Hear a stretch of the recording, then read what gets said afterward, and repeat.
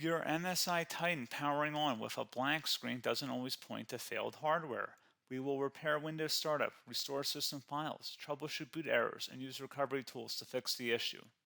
A lot of errors pertain to this problem, and we're going to go ahead and jump into what should hopefully be a pretty straightforward process, guys.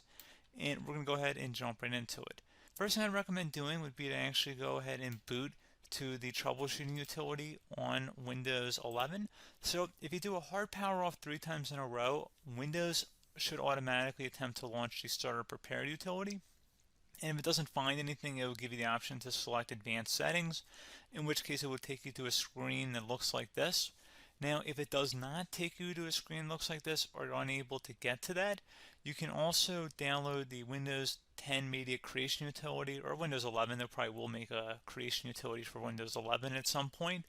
And it doesn't really matter, you can actually run the Windows 10 utility on Windows 11 as far as I'm aware. And you should be able to run the troubleshooting utilities built in within it. So you just would go ahead and download it to an ISO file and then burn it to a DVD or USB.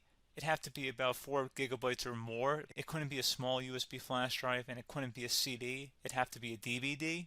And then you'd boot your computer from it. So depending on the computer manufacturer, you'd have to tap a different key on your keyboard in order to launch that menu, in order to select what boot drive you want to go off of. So it could be anything between the escape key, F2, F8, F12, for example, and those are the function keys on the top of your keyboard.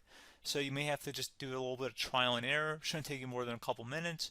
Googling it would probably be best before you even begin. But anyway, we're ready to go ahead and jump right into it.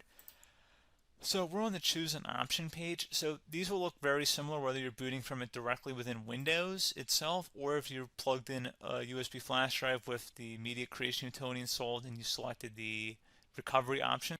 So when you are setting up your Windows 11 installation or Windows 10, depending on the drive you're using, there should be an option to repair your computer in the bottom left corner of the dialog window, one of the first screens that comes up. You go ahead and select that, and then it would take you to a troubleshooting screen like you see here. And you want to go ahead and select troubleshoot, reset your PC, or see advanced options. And then there are going to be a whole bunch of options in here that we're going to explore in today's video. The first one, we're going to actually go underneath advanced options and then select startup prepare, fix problems that keep Windows from loading. So go ahead and select that first.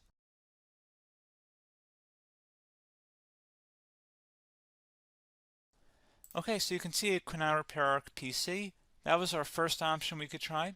Something else, if we go back into advanced options here and then select troubleshoot, we're going to go underneath advanced options again. You can go ahead and actually access safe mode by selecting startup settings. And then if you select the restart button, you have the option on the screen select safe mode with networking, which will give you a key on the screen. It'll tell you which key to press to enter that. I believe it's the F7 key. It'll do that for you. I'm not going to go over that in today's tutorial because I don't really want to go into safe mode, but you're more than welcome to attempt that by going into here and then selecting restart. Again, it'll launch another screen. It'll say what key do you want to press, and it'll give you like 7 or 8 different options, and you want to select safe mode with networking. There's also an option for a command prompt too, but that's going to be something we're going to cover later in this video, and we don't even have to go through that in order to access it. So that's why I'm not going to really push for that, because unless you know exactly what's causing the problem, you probably don't need to go into safe mode. Unless you're trying to recover files, in which case then you definitely can go into safe mode, but we're trying to actually recover our computer here. So I hope that makes sense.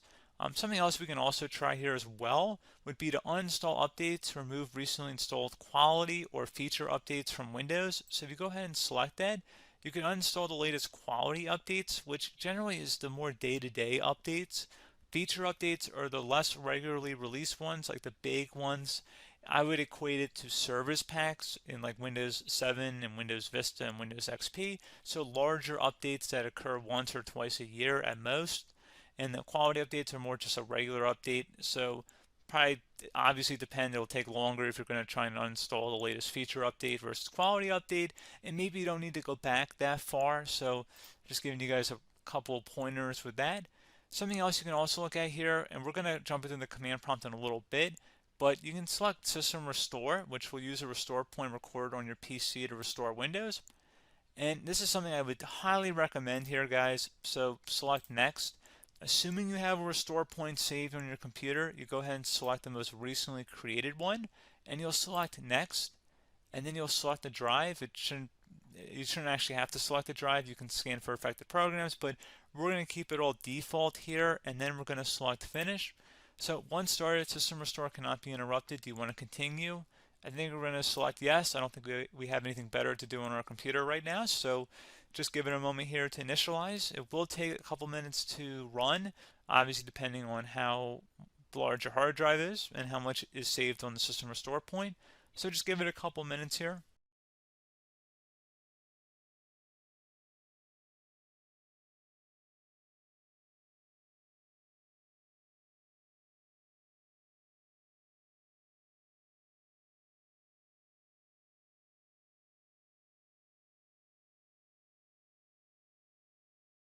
System has been restored successfully. We're going to go over a couple different methods in addition to that if that did not work. So I'm just going to pause the video and we're going to start back up on the recovery screen that we started with. Okay, so a couple other things we can try here too. If you go back into Troubleshoot, you can select Reset Your PC, let you choose to keep or remove your personal files and then reinstalls Windows. You can select to keep my files, which will remove apps and settings but keeps your personal files.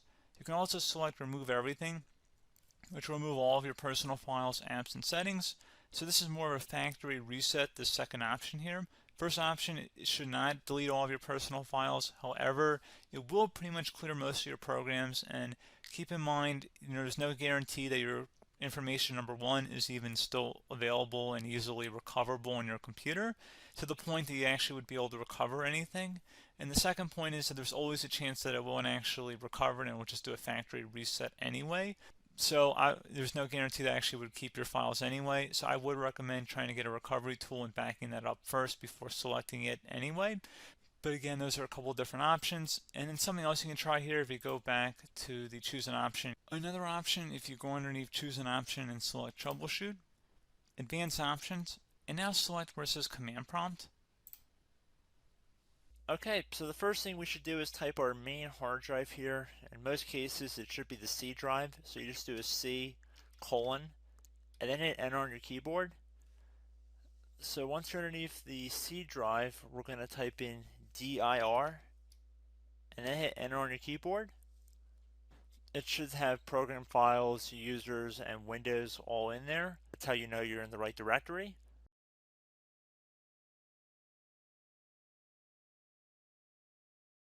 In some cases, it might be the D drive as well, so just keep that in mind.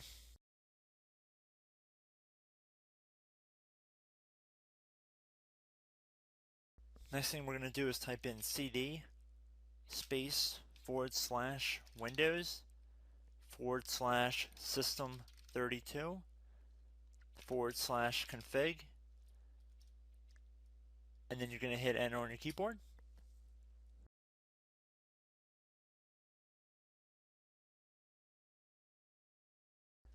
So now you're going to type md space backup. If you've seen other tutorials, it might also say to put down md backup. That's because the backup name is pretty common when you want to back something up. So you can name this whatever you want, doesn't have to be backup. So if you've already made a backup folder in the past, you could do backup 1, for example. So once you're done setting the name you want the backup to be called, hit enter on your keyboard again.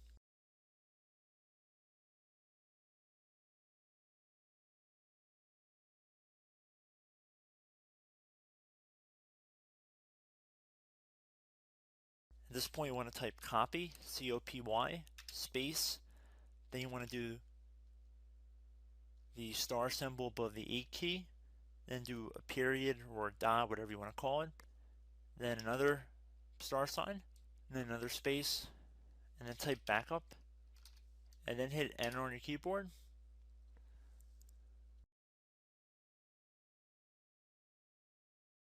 Now you want to type cd reg back, REG BACK, and then hit enter on your keyboard. So now that we are under the reg back, so now you want to type dir again, and then hit enter.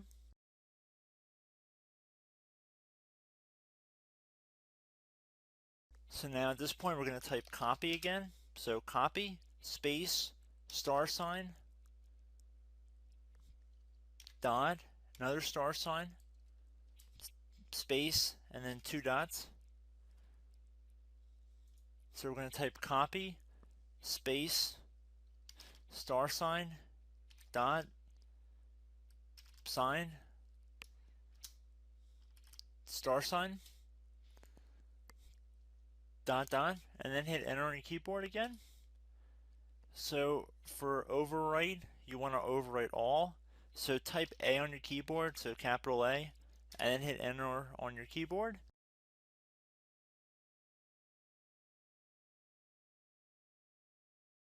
So at this point, you should be good to go. You can close out of the command prompt window, and if you accidentally continue to Windows 10, you should be all set. So I hope one of these 3 or 4 different methods we went through in this tutorial helped you guys out.